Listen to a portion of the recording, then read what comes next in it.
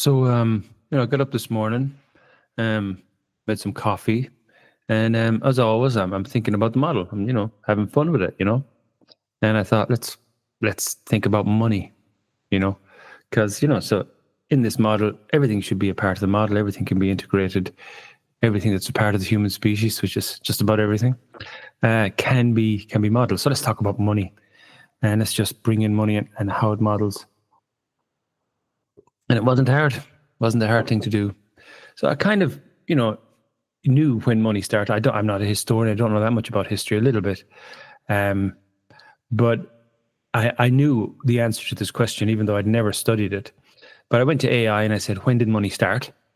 And it said it started about 3000 BC. And then I said, "That sounds like that's when the Neolithic Revolution happened." He said, and AI said, "Exactly, that's when money started." So I already knew that answer, because I understand that prior to that, being nomadic tribes, hunter-gatherer tribes, they might barter, they might trade some stuff, but money's not going to be what they're operating on. And I knew that after the Neolithic Revolution, we have, everything changes. You're settled villagers farming the land, essentially, that ultimately develop into cities and civilizations and so on. And you're thinking, all of a sudden, there's territory is different. There's ownership. There's different classes. There's the farming class. Obviously, then you have to protect the land. There's the warrior class, and then there's the craft class, that are creating the tools and stuff. And then there's perhaps some kind of an ownership class, or a ruling class, and so on. When these classes developed, and out of necessity or inspiration, and people are great at making tools, we created this tool called money. So then, we all know what money is, but sometimes it's hard to define. So I asked AI again, I said, "What is money?" And it said, kind of odd answers. It said it's money serves as a medium of exchange, a store of value, a unit of account, facilitates trade, saving, and the measurement of value in economy. I said, "Give it to me in one idea. What is money?" It said, "Money is a universally accepted medium of exchange that simplifies trade and represents value." So it's really icy. It's just a tool we can use that actually does many things. It doesn't just do one thing. It's a very handy tool for helping to organize things. We can use it to store value that we might want to purchase something with later or use later. We can use it to trade. We can use it to, whatever, different things. It's just a tool we use to try and organize things. And that's fine. However, so how does the model apply to it? So once we understand the primary disorder, you just want to say, look, at whatever way we use money in the system, we shouldn't, we can't afford to let it transgress the primary disorder, because when you transgress the primary disorder, you kick off the reinforcing feedback loop of self-destructiveness, and that's not cool. And we have to use money in such a way, essentially, that it regulates our welfare and well-being. And that's the question: how do you do that? And it's not that complicated. So you just have to put a few limits on it. So instead of saying that economies are like the exchange of goods and services, you add a little phrase to it there: the exchange of non-toxic goods and services. So the elements aren't leaking toxicity into the system, which is what causes the whole reinforcing feedback loop. Just say the non-toxic exchange of goods and services, and just let money do its thing. That will be when you understand the model of the human species, okay, that has to be the case, or we kick off the reinforcing feedback loop of self-destructiveness.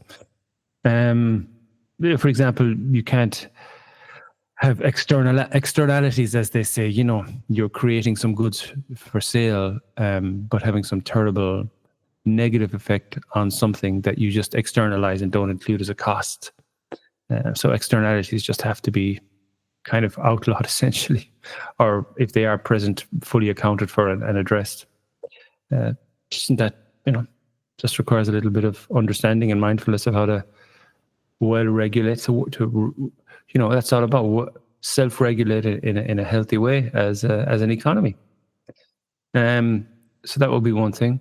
I think the other thing, clearly, there's three simple principles: that extremes of poverty cannot be permitted, because it's just illness. and obviously that's not good regulation, and it causes all kinds of other problems. So just say, you know what, we'll use this tool of money just to make sure that the extremes of poverty don't occur, which is there's plenty of money out there, it's not, we did that, it's not like we'd be struggling or anything, so it's efficient, it would make it to be grand. And plus, when we understand the principle of polymorphic health, and why, which I'll discuss in another video, one of the principles of healthy polymorphic systems. You can't be having that. You can't be having one element of the system being need deprived and struggling and unwell, because it affects the whole system because of the nature of polymorphic systems. What else? The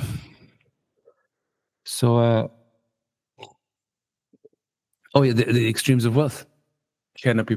It's important that, some people are quite wealthy. That's fine, but when that wealth starts getting to such a degree that it destabilizes the whole system, because they have such purchasing power that they can, they can buy fancy cars and fancy houses, very nice, but when they can start buying, so much of the property that other people just can't get their hands on it because it's become so expensive. If they have so much and there's only a little bit left over, when everybody starts living in debt that is just being given, it's really just a taxation to the super rich to allow people to live. So debt is another example of a problem that comes off from the super wealthy. Individual debt, and taking individual property, but also taking government debt and government property, all going to the super elites, wealthy class. You're in big trouble there. Like, for example, the organizational disease can really take flight and go crazy with that. Plus, the primary disorder can express itself in profound ways. And then, plus, obviously, like, giving people such purchasing power that they can purchase the media, purchase politics, purchase academia, purchasing NGOs. I went on AI the other day and I asked it 4 questions. I said, how do billionaires buy politics? It listed it off. It's not everybody knows how they do it. It's very straightforward. I asked it, how do NGOs buy academia? Or how do billionaires buy academia? Listed it off. Very straightforward mechanisms. I said, how do billionaires buy NGOs? Listed them off. Here's how they buy them. And what I mean by buy them is they kind of use them for whatever ends those billionaires particularly want in this 2,600 billionaires in the world or something like that, and they can own it all. I mean, it's terrible. What do you think they're going to do with all that? It's not healthy use of money. So the extremes of wealth is obviously a toxic element, and we can get into that. Of course, another important thing we must remember is that it is essential to a healthy economy that some people earn more money than others. It's so important. It's fair, it's just, it's good, it's healthy, it motivates people. It's just essential that if you're work hard and study and get your degree, and then get another maybe a master's degree in I don't know, cybersecurity or something like that, you should get more money than somebody who is doing just a very important job, maybe going around, picking up the bins in the morning, which is a truly essential job, and you should be paid well for that. But you should get more for the other kind of work, because it's just you invested more time to develop that skill, and that skill is more scarce, and that's important in society. Without that, societies would just fall into ruin, really. So it's important that we don't have that there is inequality to that degree of income is important, but the extremes of wealth and poverty have to be addressed. For example, if you're a vet and you work hard and you do your degree and you maybe specialize in, I don't know much about being a vet, but countryside, being a farming for farmers, and then you've got all these unsociable hours you have to go and work. Like, you should get paid well for that, because you've invested time, you've developed a skill, you've proven you have, the ability to do it and all that. So yeah. And I also think if you're a farmer, you should get paid quite well for that, because you've long hours, you work hard, absolutely essentially valuable to the, it's the foundation of the whole thing is farming, really, in so many ways. And that obviously should be reserved. And of course we can that would be another part of the model. How do you integrate agriculture and what it means to the model? Just not that hard to do.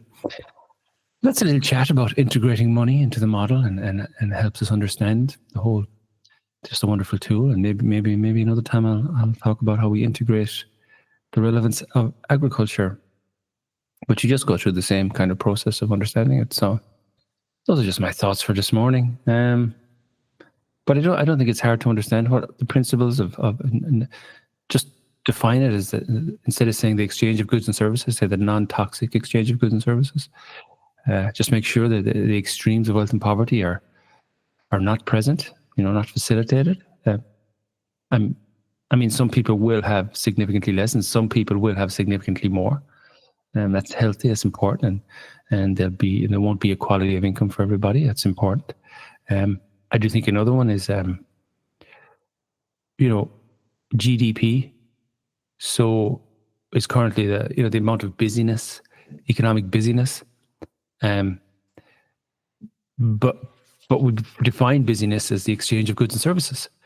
But we need to say, the correct way to understand it, because that's ridiculous. It's absolutely insane. I mean, criminality increases GDP, illness increases GDP. It's just nonsense. It's a nonsensical way to measure how well a society is doing. But when we say if GDP becomes the measurement of the non-toxic exchange of goods and services, and how much of that is then we can think of it as a more sensible measure, and we could maybe divide it up and appreciate that we shouldn't be saying busyness does not necessarily mean it's a good thing,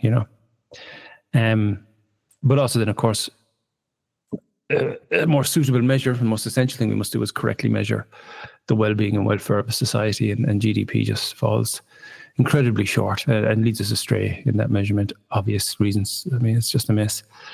So that will be just some of the ideas of just kind of getting into